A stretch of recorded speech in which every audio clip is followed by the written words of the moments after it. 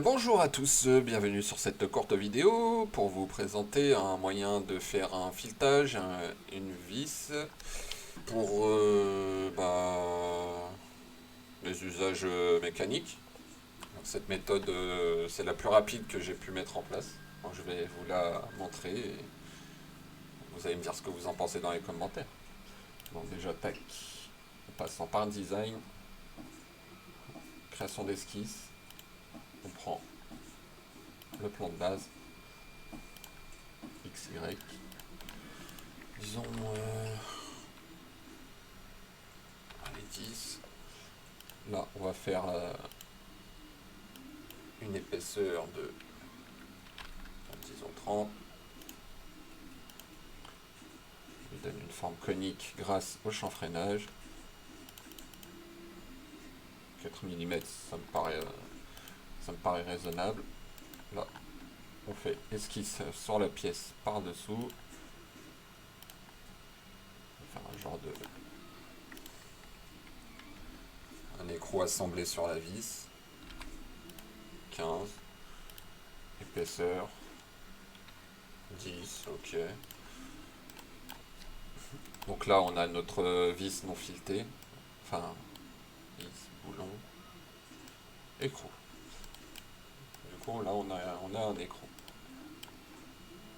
Alors, ce qu'on va faire à présent, c'est qu'on va recliquer sur Body et on va cliquer sur Esquisse pour repasser en valeur par défaut sur la position par laquelle nous avons créé l'esquisse.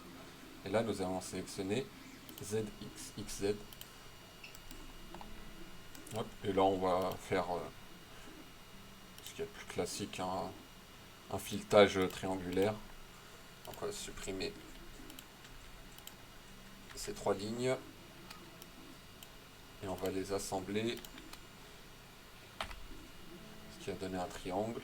Donc là, la numéro 8 qui provoque un conflit, on l'enlève, c'est parfait. Là, on clique dessus, on appuie sur H. Non, c'est pas lui. C'est lui. On va appuyer sur V pour avoir une ligne droite. On clique sur le point, on l'approche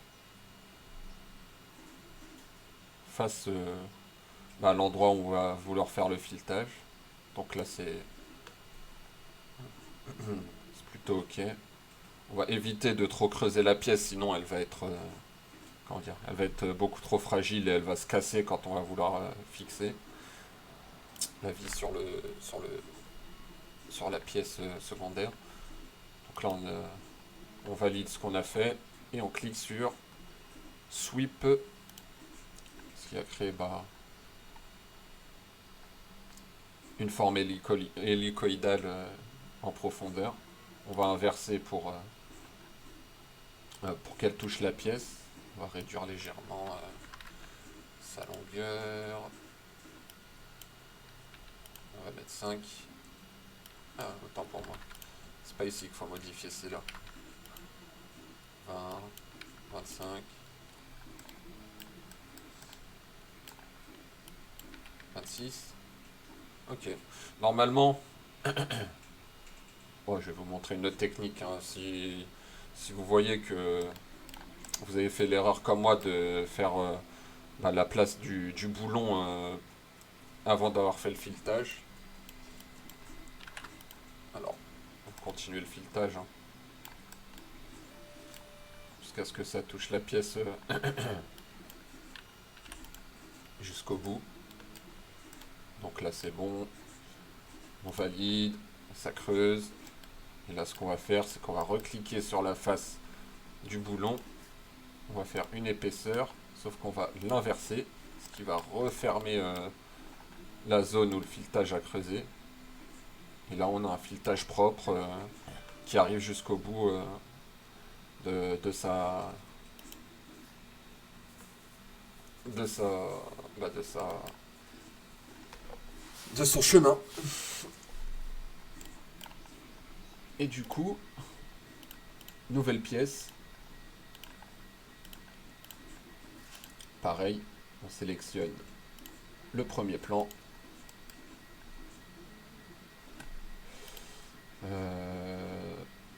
Filaire.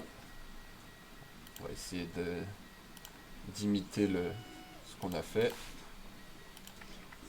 Et là, on va faire le boulon 15 mm. Épaisseur 10. Ok. Et là, à présent, alors attendez. Non, on va pas faire comme ça. On va jouer un peu avec le changement de dimension. Bah, c'est un truc que je viens de faire en freestyle là, que je viens d'imaginer en freestyle. On va mettre 14.75 plutôt point 8. Ok, c'est en fait ce que je vais faire après la création du boulon, c'est que je vais modifier sa valeur sur ses dimensions en général. Donc là, on a nos deux pièces. Hop. Ce qu'on va faire, c'est qu'on va cliquer sur créer une copie, créer un clone. Non, c'est pas sur celle-là, c'est sur celle-ci. On fait créer un clone. Ensuite, on sélectionne le boulon. On clique ensuite, CTRL-clic sur l'écrou. On va dans Part et on clique sur cette icône. Et exécuter une soustraction sur deux formes. Et là, ça va supprimer la matière du boulon. Et du coup,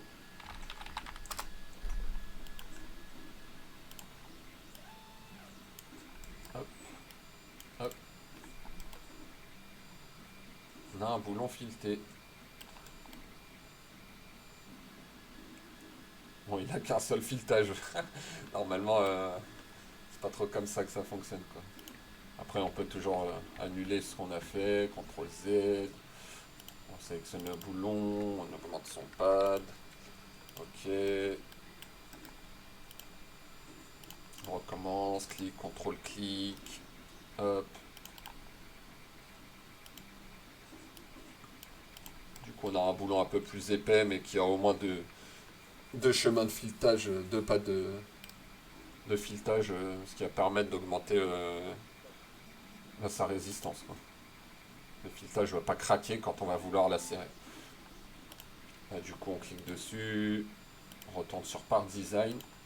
Et en fait, ce qui va se passer, c'est que là, pour l'instant, on ne peut pas modifier la pièce parce qu'elle a été soumise à une modification externe au système de Part Design. Mais en cliquant sur Créer un nouveau corps et l'activer, ça va faire une base feature. En clair, ça va récupérer les informations du code et l'insérer dans le modèle du Part Design. Ce qui va nous permettre de pouvoir la modifier sur une autre fonction. Et la fonction qu'on va utiliser à présent, il me semble que c'est le Mesh Design, non? Non, c'est pas le Mesh Design. Non plus. Ah, c'est le Draft. Donc oui, c'est le Draft. Donc le Draft, c'est ce qui va nous permettre de redimensionner la pièce pour créer du jeu entre les deux filetages des deux pièces. Donc là, on sélectionne le body 3. On clique sur cette icône, mais à l'échelle des objets sélectionnés à partir d'un point de base. Là, on va esquiver on va esquiver l'interface d'affichage parce que sinon ça va commencer à... Vous voyez, les valeurs sont en train de changer parce qu'il essaie de sélectionner un point de référence. Donc là, je suis obligé de tout repasser à 0, ce qui me fait perdre du temps. On clique sur, on coche copie, on fait entrer le point, donc mise à l'échelle uniforme plus créer un clone. Et là, on va augmenter les dimensions de 1,05. Ça fait 1 fois 0,5 la pièce de base. Et là, on voit que la pièce a changé de dimension. Et on va essayer de... Voilà quoi, hop, légèrement faire en sorte qu'elle soit qu'elle soit, comment dire, alignée par rapport à l'autre pièce. Donc là on voit, il manque 0,05, 0,02, 0,125, 128, 0,013. Bon, on est vraiment à... Voilà. Je pense que là, je suis satisfait de ce que ça va donner. Donc, j'appuie sur OK. Et voilà, c'est terminé. Donc là, nous avons la partie clonée et mise à l'échelle. Et en clair, grâce à tout ce système, on peut faire un filetage sans trop se casser la tête avec la fonction. Ce que les personnes en général utilisent, ils passent dans Part et ils font création de primitives géométriques. Et là, ils font leur filetage avec beaucoup plus de fonctions que ce qu'on devrait utiliser normalement. Voilà, voilà, c'est tout pour cette vidéo. J'espère qu'elle vous aura plu. Abonnez-vous si vous n'êtes pas abonné et que vous aimez les vidéos que je fais. Allez, sur ce, ciao ciao!